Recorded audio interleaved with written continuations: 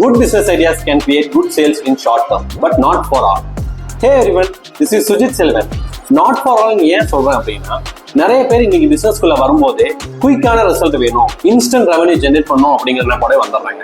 ஆனா most of the பீப்புளுக்கு என்ன தெரியுதுன்னா, இதுக்கு இந்த மாதிரி இன்ஸ்டன்ட் வேல்யூ ஜென்ரேட் பண்ணணும்னா ஒரு கீ வேல்யூஸை ஃபாலோ பண்ணுங்கிறது தெரிய மாட்டேங்குது. அது என்னங்கிறத நான் சொல்றேன், கேளுங்க. ஃபர்ஸ்ட், ஒரு பிசினஸ் ஸ்டார்ட் பண்றதுக்கு முன்னாடி உங்களுக்கான ஒரு ப்ராப்பர் பேக்கப் இருக்கா அப்படிங்கிறத அனலைஸ் பண்ணிக்கோங்க.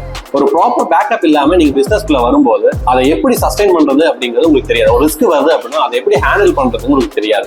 ஸோ அதே ப்ராப்பர் பேக்கப்போட போயிட்டீங்க அப்படின்னா ஈஸியா அதை ஹேண்டில் பண்ண முடியும். ஸோ அதுக்கு ஒரு ப்ராப்பர் பேக்கப் அப்படிங்கிறது ரொம்பவே நல்லது.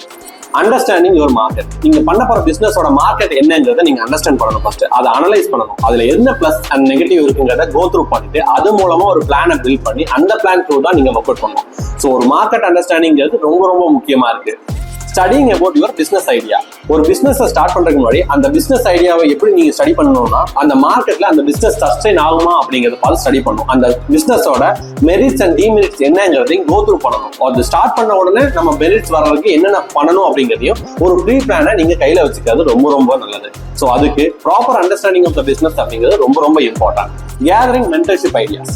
இப்போ நீங்க பண்ண போற பிசினஸ்ல ஆல்ரெடி எக்ஸிஸ்டிங் பிசினஸ் பீப்புள் நிறைய பேர் இருப்பாங்க. அவங்க நிறைய ஃபால்ஸும் நிறைய ரைஸையும் ஃபேஸ் பண்ணி நிறைய க்ரோவை கொண்டு வந்திருப்பாங்க.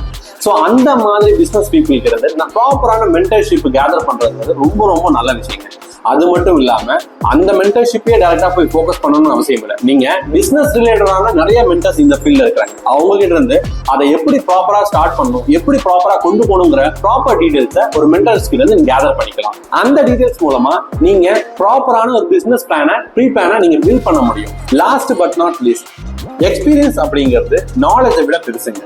ஸோ ஒரு பிசினஸ் ஸ்டார்ட் பண்றீங்கன்னா அந்த பிசினஸ் ரிலேட்டடான எக்ஸ்பீரியன்ஸை கேதர் பண்றதுக்கு உங்க பிசினஸ் ஸ்டார்டிங்க்கு ஒரு ஆட் ஆனா ஹெல்ப்ஃபுல்லா இருக்கும். ஏன் அப்படின்னா இன்னைக்கு கூட சில ஃபவுண்டர்ஸ் இன்டர்னா ஜாயின் பண்றதுக்கு ரெடியா இருக்காங்க. ஏன்னா எக்ஸ்பீரியன்ஸ் த்ரூ தான் ப்ராப்பர் பிசினஸ் நாலேஜை உங்களால கேதர் பண்ண முடியும். ஸோ நீங்க ஸ்டார்ட் பண்ண போற பிசினஸ் ரிலேட்டடான கம்பெனி அப்ரோச் பண்ணி ஒரு ப்ராப்பரான ஒரு கைடன்ஸையும் ஒரு எக்ஸ்பீரியன்ஸையும் கேதர் பண்ணிக்கோங்க.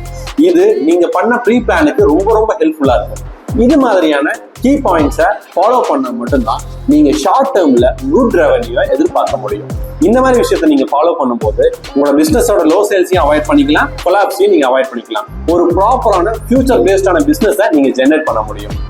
இந்த மாதிரி விஷயத்துக்கு சுஜித் செல்வனை ஃபாலோ பண்ணிக்கலாம். தேங்க்யூ.